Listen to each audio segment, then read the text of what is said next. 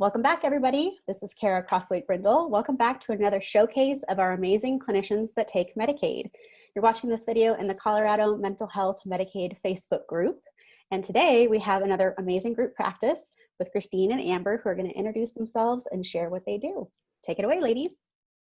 All right. Hi, everybody. I'm Christine Garcia, licensed professional counselor, and Amber and I, are the group practice owners of Children's Wellness Center of Colorado. We're located in Centennial, Colorado. We see children, adolescents, and their parents and caregivers, as well as young adults and families. Our practice and our culture is really focused on treating trauma with specific expertise in domestic violence victimization, sexual abuse, sexual assault, child abuse and neglect. And for our adult and parent clients, we really focus on also treating their trauma so that they can be the best parents they can be for their children. We really take a generational approach to treating trauma in terms of wanting as many family members as possible to be seen within our practice, and then having our clinicians be able to collaborate easily so that we can treat the family as a whole while also making sure that each person's individual needs are met. So as a result of that, Amber and I teamed up almost a little over 4 years ago. It was 4 years in June, and created this group. And part of it was also selfishly because we really both are very social people who like to be around coworkers and get support from our colleagues. And so we wanted to expand that to other therapists as well. And so by creating the group, we really try to promote a culture at CWCC that is focused on not just serving our clients and providing excellent client care. That's really our number one focus, but also making sure that our therapists feel supported and cared for, and have the ability to get the self-care that they need so that they can provide those great services as well. So we love collaboration within and outside of CWCC with other clinicians and other entities that are involved with our families. And we really promote that within our practice as well. Hi, I'm Amber Bukowski, licensed clinical social worker. Like Christine mentioned, we've known each other for a really long time and have really focused our practice on domestic violence victimizations for both kids and for survivors.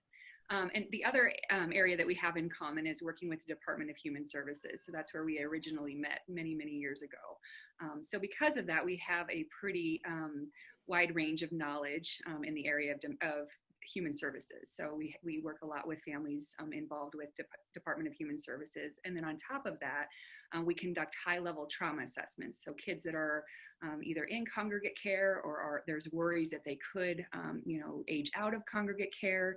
We do trauma assessments to try to help caregivers care for them in the best way that they can, really understanding their trauma story and understanding how that trauma impacts all sorts of areas of their life, their executive functioning and just their ability to have relationships with others, stay focused in school, impulse control, and all of those different things. So we really enjoy getting to do those trauma assessments for kids involved with the Department of Human Services. Along with that, we also are able to provide consultation with cases specific to human services, as well as mandated reporting consultations. So when folks are curious about when they should make reports to DHS, we're absolutely available to provide some consultation, and that is also on our website. Super valuable, you guys. Like, this is amazing for the community to know, because I think this is an ongoing question, a bunch of gray area for our community. Awesome. Yeah, for sure. Right, the court cool. systems and all of that too. I think we have been in that realm quite a bit with testifying in court and being involved in that system too. So speaking with GALs and things like that, not providing obviously legal advice, but being able to kind of help support and guide our clients in the right direction when it comes to their legal rights and what they are able to access. Right. And why do you guys take Medicaid when it comes to this population? I know, but for our viewers, can you reiterate why this is an important factor in the practice? Yeah. I feel like that's a good question for you, Pam. I mean, we both could answer it, but.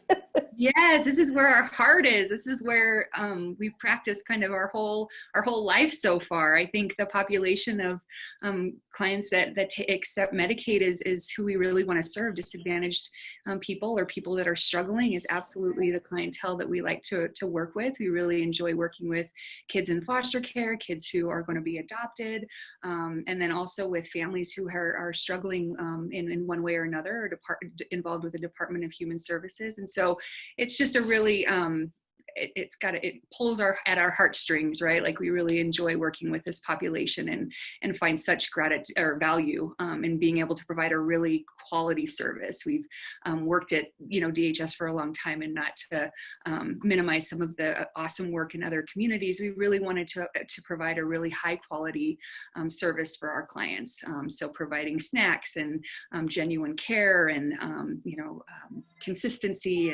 and all the tools that we could offer anyone. We want to be able to provide that to our clients of all cultures and socioeconomic statuses and all of that. So that's a really important part of Children's Wellness Center, and that's kind of what we enjoy doing, and being able to offer that in a broad setting, in a large setting, is really valuable for us.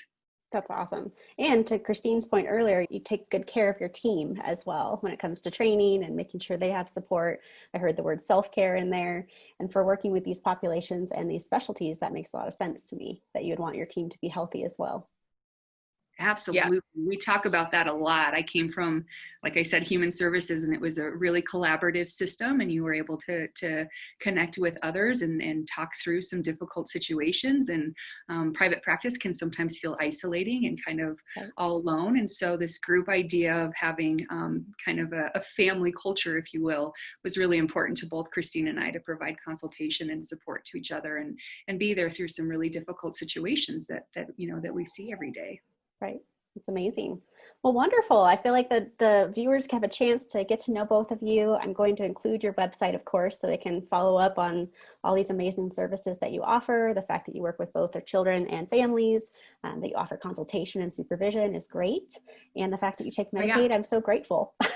Yeah, if I could just add something to that. So I am almost at the tail end of getting my approved clinical supervisor credential. Amber has provided supervision. We supervise all of our team members. And so we are available to provide consultation on some of the things Amber mentioned when it comes to mandated reporting, testimony in court. We've both testified in, I think, every system, criminal, civil, and dependency and neglect cases. So we have ideas about how all of that functions, and obviously would not replace legal consultation, but certainly can give you the therapist perspective on how to handle testimony. And we're going to be launching also in 2021 a training specific to working with DHS as well as testimony. So we're hoping to make it, it's going to be at least a full day training. We're having our first launch of that with a group practice, another group practice that we're training here in November. And then in 2021, we'll open it up to the broader community. So please check out our website if you have interest and need for that kind of training in the future as well. That is amazing. Very cool. I can't wait for everyone to check out the website and get a sense of when that's available so they can take advantage of that. That would be really cool and much needed for the anxiety and fear that shows up for clinicians when it comes to that work. Definitely. Yeah. Well, Christine, Amber, thank you both so much for joining me in this video so that people can get to know you, your values, and your practice. I hope that they'll continue to utilize you like I have, working with adults and not working with children. I really value your practice and value being able to refer to you for Medicaid. So thank you both so much. And for viewers, I hope you'll check out future videos of amazing entrepreneurs and therapists that are here on our Facebook group. So thanks, everyone. Thank you, ladies. Thank you. Thank you. Yes. Bye. Bye.